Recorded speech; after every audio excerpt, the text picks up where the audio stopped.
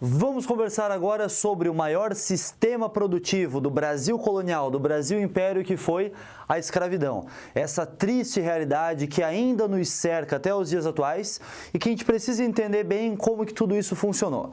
Eu sou o Dudu, professor de História, e vamos juntos entender essa situação toda. Bom, gente, o negócio é o seguinte: a gente já sabe que a escravidão no Brasil foi o nosso, de fato, principal sistema produtivo, desde o período colonial, durante o primeiro reinado, o segundo reinado também, e vale lembrar que esse sistema produtivo teve presente naquilo que nós chamamos de sistema de plantation. Lembra que o plantation era a forma como se organizava a produção, por exemplo, desde o açúcar, da cana-de-açúcar, o primeiro grande produto de exportação que o Brasil teve. Depois, a escravidão vai estar presente também durante o ciclo do ouro. E, por fim, a gente não pode esquecer, já lá no século XIX, na produção de café. Então percebe que os nossos três grandes ciclos econômicos tiveram como principal mão de obra a escravidão africana no Brasil. Só que vale lembrar, a escravidão africana não predominou, não foi a primeira forma de trabalho desde o início da colonização. Lembra que aquele período que nós chamamos de pré-colonial, que vai desde 1500 até 1530, 32 mais ou menos, teve como principal forma de produção a mão de obra, o trabalho compulsório indígena. Por parte dos portugueses, a extração do pau-brasil, os primeiros escravizados africanos vão chegar aqui no Brasil por volta dos anos 30, ainda sem grande frequência. Essa frequência vai aumentar muito mais, vai se tornar, digamos assim, aí a principal forma de trabalho no Brasil vai ultrapassar a mão de obra indígena a partir da década de 70, a partir de 1570, por conta de uma lei imposta pelos portugueses, dizendo que a partir daqui a escravidão indígena estava proibida. A gente precisa entender dois fatores que envolvem essa lei. Primeira coisa, lembra que lá na Europa, durante o contexto da Contra-Reforma, a resposta católica à Reforma Protestante, já tinha surgido a Companhia de Jesus, os jesuítas, que tinham como foco vir para a América, vir para o Brasil, buscar a possível catequização desses indígenas. A Igreja Católica até usava, de certa forma, de argumentos bíblicos para dizer que indígenas são possíveis de conversão e africanos não são. Então, africanos podem ser escravizados, indígenas não, porque devem ser catequizados. Então, a partir daqui, a partir dessa proibição visada pela coroa portuguesa em aliança à Igreja Católica, a escravidão indígena perde força e é aqui que a escravidão africana ganha bastante corpo. Até porque, vale lembrar, que esse tráfico atlântico que acontecia, ou tráfico negreiro, como era chamado também, era algo extremamente rentável para os europeus. Aquelas companhias de comércio, tanto as companhias de comércio portuguesas, holandesas, espanholas, que faziam a comercialização de pessoas, que eram responsáveis pelo tráfico atlântico, rendiam altos lucros para essas companhias todas. Não se esquece, a escravidão era uma forma produtiva bastante custosa. Um escravizado na época custava bastante. Era até, a gente pode pensar, uma forma de distintivo social no Brasil. Ter ou não ter um escravizado era bastante visado socialmente, além de ser a grande forma de produção no Brasil. Portanto, vai ganhar corpo de fato a partir da década de 70 do século XVI. E como a gente já sabe, a escravidão, que é essa forma de trabalho, até essa forma de organização social, que nos gera vários problemas até os dias atuais, a exclusão social, o preconceito aqui no Brasil e em todo o mundo, toda a América que viveu a questão da escravidão. Pensa no seguinte, mais ou menos, durante todo o período em que existiu escravidão nas Américas, o Brasil foi o último país a abolir, por exemplo, em 1888, durante todo esse período foi retirado à força do continente africano, ocorreu isso que nós chamamos de diáspora forçada dos africanos. O que é uma diáspora forçada? É uma dispersão de pessoas de maneira forçada, de maneira imposta pelos europeus. Mais ou menos 11 milhões de pessoas chegaram às Américas. Dessas 11 milhões de pessoas, desses 11 milhões de africanos, 5 milhões vieram para o Brasil. Portanto, durante esses longos períodos, 300 anos mais ou menos de escravidão que nós tivemos aqui no Brasil, 5 milhões de africanos vieram para cá.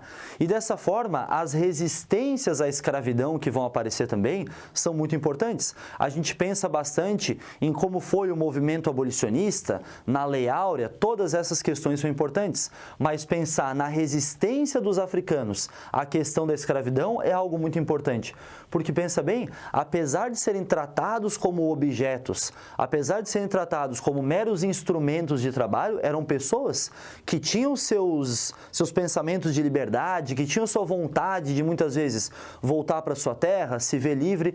Então, várias formas de resistência vão aparecer. Algumas já são bem conhecidas da gente. Por exemplo, as fugas, esses motins organizados por africanos que muitas vezes visavam os quilombos. O movimento quilombola é bastante importante da gente lembrar. Alguns quilombos mais lembrados, por exemplo, Quilombo dos Palmares, o Quilombo Leblon também, são alguns dos quilombos mais conhecidos e que faziam essa proteção dos escravos fugitivos, dos escravizados fugitivos. E lembra bem que esse termo que nós usamos, escravizado, quer dizer que a pessoa não nasceu na condição de escravo, até porque todos nós nascemos livres. Uma vez que a gente usa o termo escravizado, faz referência a alguém escravizou essa pessoa, alguém tornou ela cativa, alguém tornou ela presa. Então, numa redação, por exemplo, se for tratado o termo da escravidão, é bem interessante que use o termo escravizado no lugar de escravo, porque escravo parece que já é da condição natural da pessoa ser cativo, da condição natural da pessoa ser presa, e ninguém nasce assim. Todos nós nascemos livres, alguns foram escravizados. E é por isso que essas duas formas de resistência vão ser as principais.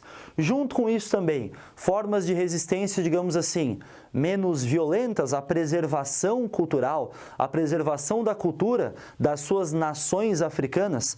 Vale lembrar, cara, o continente africano é um continente riquíssimo culturalmente. Esses escravizados vinham para o Brasil com um arcabouço cultural gigantesco, várias pessoas de culturas bastante distintas, portanto, tentam preservar seus costumes, tentam preservar a sua língua. O nosso vocabulário do português brasileiro tem várias palavras que são de origens, de dialetos africanos. A religião, o catolicismo praticado aqui no Brasil, por exemplo, já passou por um grande processo de mistura, digamos assim, por um grande processo de influência de matriz africana. Vale lembrar também das religiões afro-brasileiras que passam por aqui, a Umbanda, o Candomblé. Só toma cuidado com um detalhe, tá? Umbanda e Candomblé são religiões afro-brasileiras. Elas surgem a partir da experiência da escravidão aqui no Brasil. Não existe, por exemplo, Umbanda, Candomblé lá no continente africano. Existem religiões que inspiraram a Umbanda e o Candomblé aqui no Brasil. A capoeira, a gente pode pensar também, é uma forma de resistência à escravidão que surge a partir de uma forma de luta, uma forma de dança surgida na Angola, no continente africano, que vem para o Brasil também, além de outras formas de resistência aí, muito mais penosas, até tristes de serem lembradas, mais necessárias. O banzo, por exemplo, que era uma forma de, digamos assim, uma depressão surgida nos africanos. É claro que na época não havia esse reconhecimento do que era depressão, muito mais na condição de escravizado, mas se dizia que aquele africano que não conseguia sair da senzala, aquele africano que não levantava, por mais que fosse castigado, por mais que fosse cobrado o seu trabalho, nada fazia ele sair da sua posição. Isso, na época, se chamava banzo. É até um termo bastante pejorativo, que deve ser evitado ao máximo possível. Tem algumas regiões do Brasil, quando a pessoa está meio preguiçosa, não está querendo estudar, não está querendo trabalhar, se diz que ela está no banzo. Porque esse banzo era essa condição que as pessoas ficavam por um motivo que hoje nós sabemos ser já uma condição depressiva.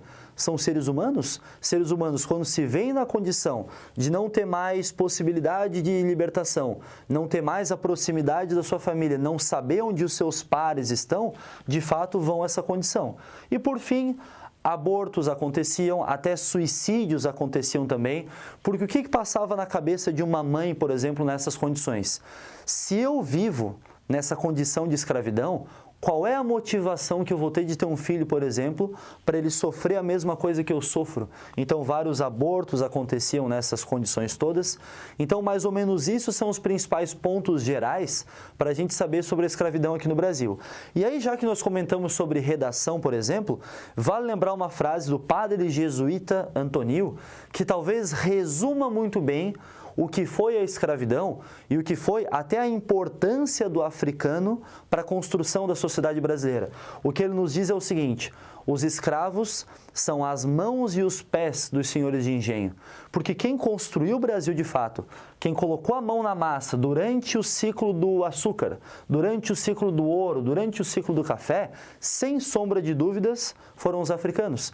Até vale lembrar, talvez tu conheça, um grupo de rap aqui do Brasil, bastante famoso, os Racionais, que tem o trecho de uma música que faz muita referência a essa literatura clássica.